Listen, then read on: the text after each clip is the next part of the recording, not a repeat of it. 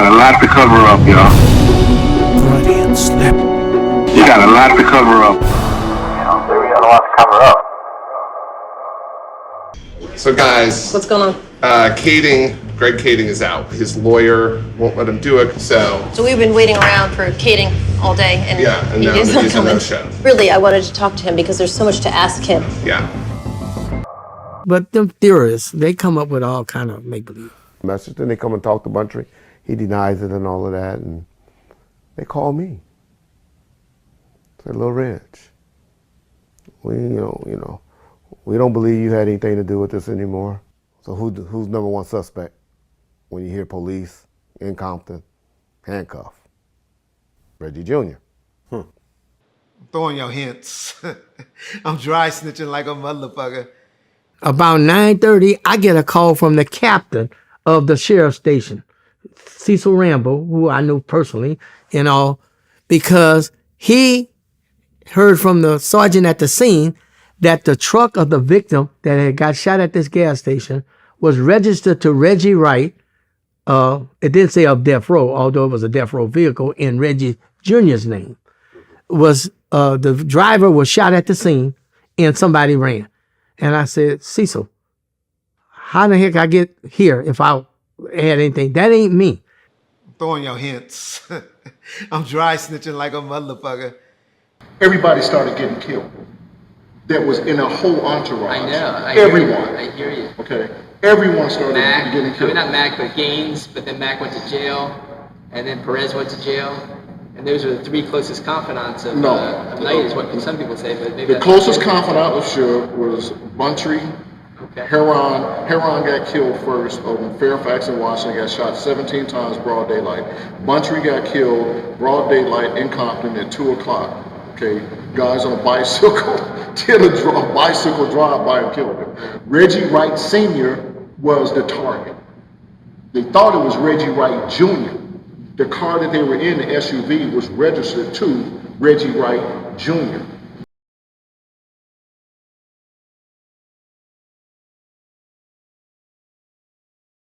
So what I wanted to talk to you guys about today was Buntry and what really happened to Buntry. And first off, who is Buntry? Well, Buntry is Suge Knight's serious muscle. Buntry's also somebody who purportedly knocked out Nate Dogg. So Buntry was not afraid of anybody. Buntry was tough, and he was Suge's big muscle, according to Death Row Dave. Buntry also is the guy at the Universal Amphitheater that came after Snoop, and that was in 1998. Buntry is the guy who got out of the car and shot back at the Cadillac. And if you look at the diagram on where Buntry's car was, he was with Neckbone, and their car was shot up. Why? It was directly in the path of the bullets. So it was right behind Suge and to the left. And so that would have been kitty corner, right in the path of the bullets. That's why there were bullets in Buntry's car. And if you listen to the Frank Alexander secret tapes, Buntry was in jail, and one of the guys that's talking to Frank Alexander talks about how he saw Buntry in jail, and it was a weapons violation. And that was one of the things Brent Becker was really interested in, and was who shot back. And Buntry got charged with a weapons violation, and he actually went to jail for that weapons violation. Buntry can be seen on the MGM tape kicking Orlando Anderson, hitting and kicking Orlando Anderson. And, just a few seconds, but he's the guy in the white hat and the white suit, and off he goes through the casino. So what happened to Buntry? Well, if you remember, Kevin Hackie talked about how Reggie Wright Jr. called him up and said, hey, could you drive for me? And that was going to be you know, how they were going to take out Kevin Hackie. And Kevin Hackie said, hey, Reggie, I'm not that stupid. You call me out of the blue. You want me to drive for you.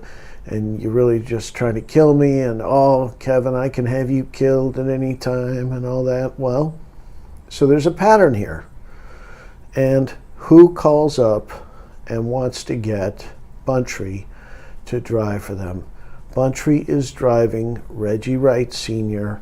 They pull up at a Shell station. Reggie Wright Sr. gets out, goes in to the service station to pay for the gas, and somebody pulls up and gets out of the car and opens fire on Buntry, hits him several times in the chest. He goes off to St. Francis Medical Center in Linwood, where he dies.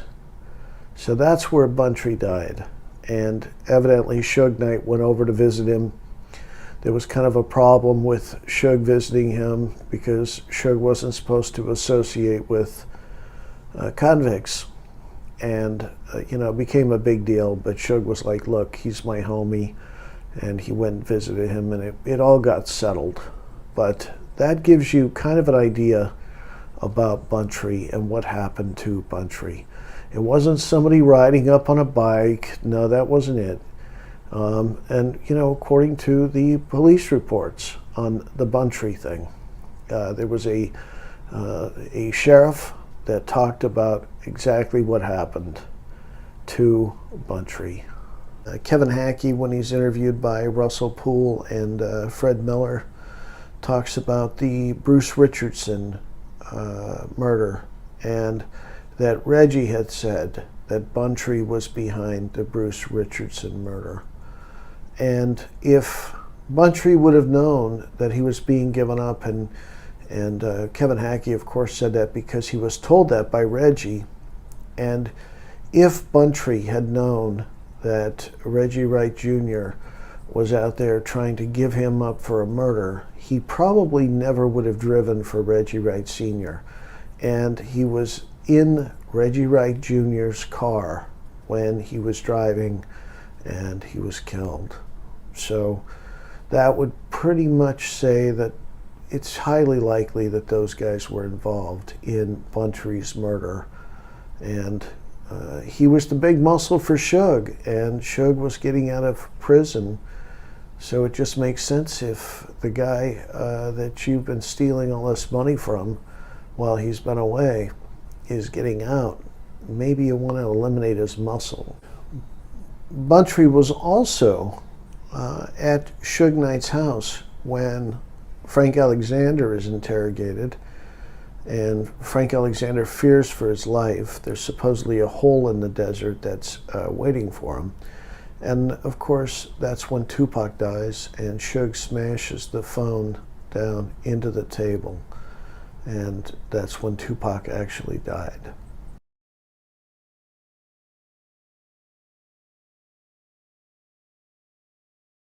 On the day that Buntry got shot, it was early morning, 9 o'clock, 8 or 9. I was working at Twin Towers facility for the sheriff department. And I got home from work about 6 or 7, got in bed in Chino Hills, mind you. And about 9:30, I get a call from the captain of the sheriff's station, Cecil Rambo, who I knew personally and all, because he heard from the sergeant at the scene that the truck of the victim that had got shot at this gas station was registered to Reggie Wright. It didn't say of death row, although it was a death row vehicle in Reggie Jr.'s name.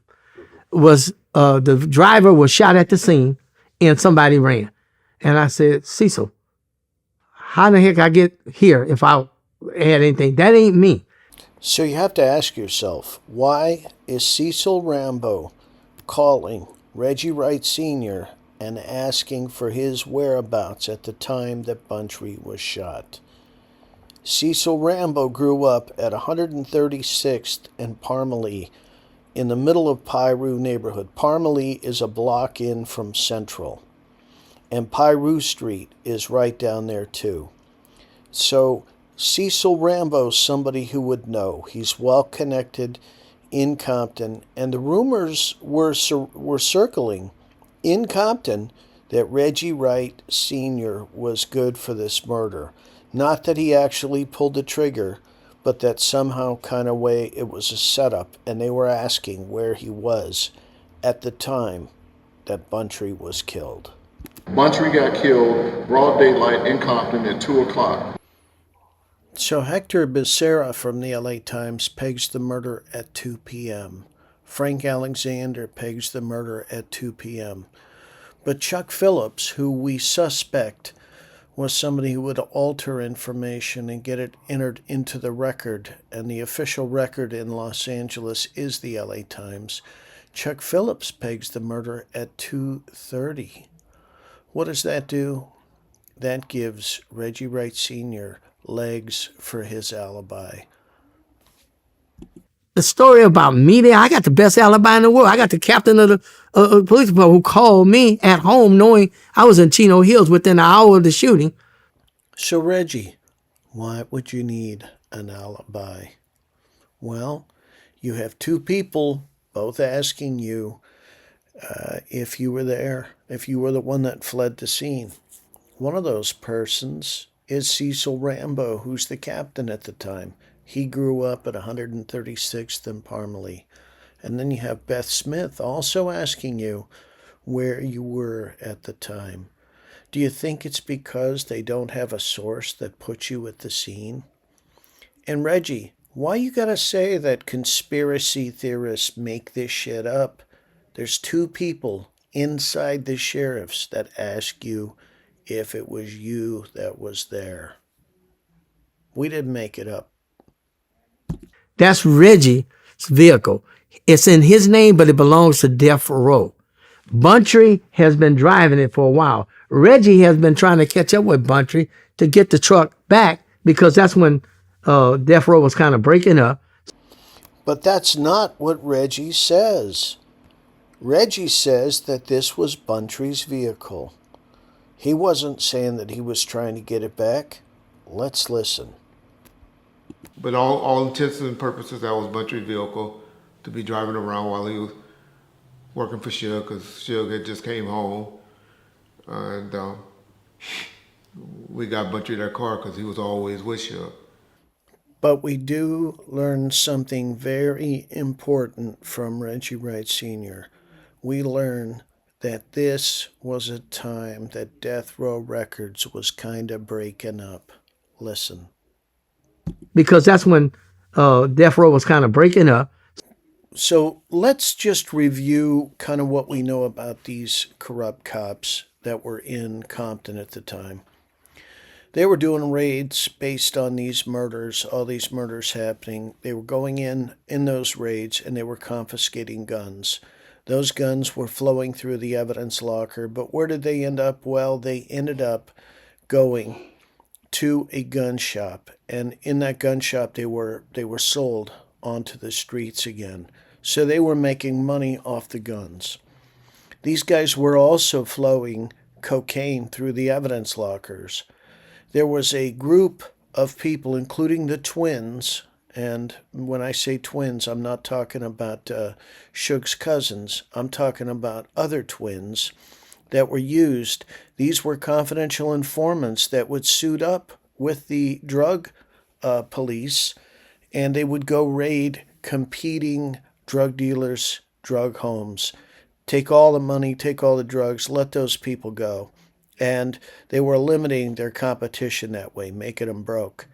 So that was also going on at the Compton PD. The other thing that was going on is you had 6 police helicopters that were transporting the narcotics.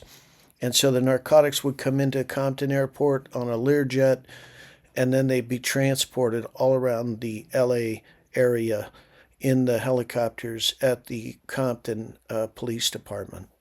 And so all of this stuff is going on, including Reggie Wright Jr.'s phone number being in Keefe D's PO book, and them wanting to know where the raids were going to happen a day before so that they could go conduct their pre-raid. And that's where the the rogue cops end up coming in because they're going and conducting raids on these drug dealers, and they're taking their drugs and their money. And all this is going on at the corrupt Compton Police Department before it shut down. So the rumors were rampant that were running around Compton that the police were the ones that were behind all of these gang killings. And whether the police were the actual shooters or not, but in some cases it makes sense that they're shooters because there's such a tight pattern on some of the gunshot wounds in these victims.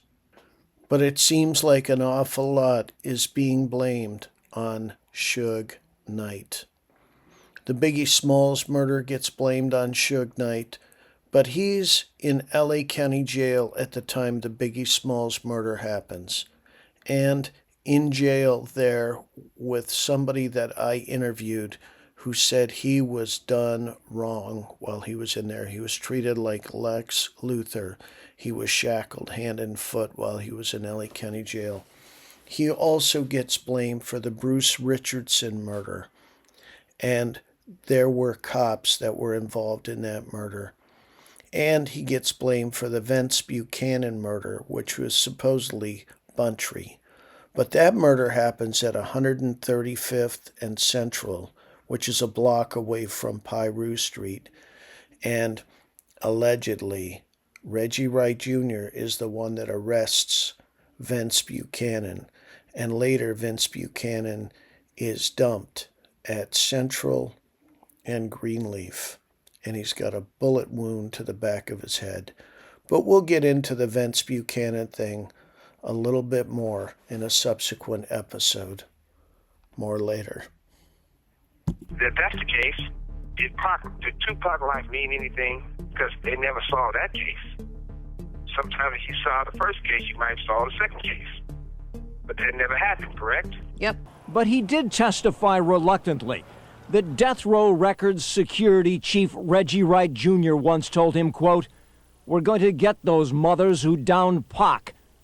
A reportedly missing photograph and former police chief Bernard Park's daughter came up during testimony today in the wrongful death lawsuit filed against the city by murdered rap star Biggie Smalls' mother. That, to me, was probably another motive for Chief Parks to want to squash a lot of the information. There was an effort to keep a lot of the information away from the public. This declaration from a jailhouse informant named Kenny Boagni links crooked LAPD officers David Mack and Rafael Perez to the murder of rap star Biggie Smalls. Okay. Right? You see, Suge was willing to say, I didn't know those two cops, but maybe Reggie knew them.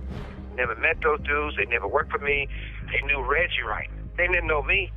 You always will tell you, those are Reggie people. And Reggie was fast to say, I didn't know them either. I was just interested in why he would point the finger at Suge so quick. He wouldn't say it to you, but he definitely pointed it. We call that dry snitching. That Perez told how he worked security for Death Row Records the night Biggie Smalls was assassinated, and how he and Mac used cell phones to set up the hit. Boagni now says he was instructed by an LAPD detective to share his story with no one else investigating Biggie's murder. Judge Florence Marie Cooper says LAPD may be involved in what she calls deliberate and intentional concealment of information. Jailhouse informant Kenny Boagni ties former LAPD officers David Mack and Rafael Perez to the murder of rap star Biggie Smalls. LAPD has withheld reams of other evidence as well, including at least 2 other jailhouse statements implicating dirty cops Mack and Perez in Biggie's murder. 1,000 pages of information were withheld describing Mack and Perez's involvement in Biggie's murder. 3 different jailhouse informants who offered to wear a wire were all turned down by LAPD. A wire, say informants, that could have caught jailed officer Perez boasting about his involvement with Death Row Records and the Biggie Smalls murder. Judge Florence Marie Cooper lists all the new information she says links former crooked LAPD officers David Mack and Rafael Perez to the murder of Biggie Smalls. The sheer volume of the information, says the judge, belies any LAPD argument that it comes from just another jailhouse informant. Murder is pretty simple. The first person you go after is the spouse. Perez and them was all involved. They were trying to kill me too, but see, because Perez and Reg was good friends, and Perez and Sharita and Reg is great friends, and so all those three together was trying to plot. Those guys, if you go back and watch the film, they was already stalking Pac, watching him. So that just tipped the iceberg when something happened. But there was a plan already to do something to him. Orlando wasn't even the shooter, you know? He was actually a good kid too, you know? I'm quite sure if they saw the first one, they would saw the second one, because it's the same circle of people. You got a lot to cover up, y'all. Freudian slip. You got a lot to cover up. Murder is pretty simple. The first person you go after is the spouse. All the artists at Death Row was willing to come with me. David Mack worked for you, right?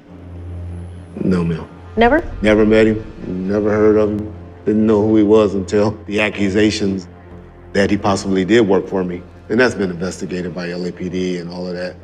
Why would I want a paper trail when I never brought him around nowhere? So if I'm gonna hide him in secret, you think I'm gonna let somebody catch a paper trail? They were paid cash by Snoop. Perez and them was all involved. They were trying to kill me too, but see, because Perez and Reg was good friends, and Perez and Sharita and Reg is great friends, and so all those three together was trying to plot. How about Rafael Perez? Never heard of him until all the incidents happened. Those guys, if you go back and watch the film, they was already stalking Pac, watching him. So that just tipped the iceberg when something happened. But there was a plan already to do something to him. So why does everyone keep telling me that David Mack was working for you? Yeah, I never heard that. You've never heard that? That he worked for me. You've never heard that? Wait a minute, let me clear that up. I'm saying by anyone that's credible, that will work around there or anything. Like I said, that was all investigated by LAPD. I turned over my payroll, everything. You always attack. Those are Reggie people. Orlando wasn't even the shooter, you know? He was actually a good kid too, you know? I'm quite sure if they saw the first one, they would saw the second one, because it's the same circle of people. You got a lot to cover up, y'all. Freudian slip. You got a lot to cover up. It's the same people, same circle of people. It have nothing to do with me, you know?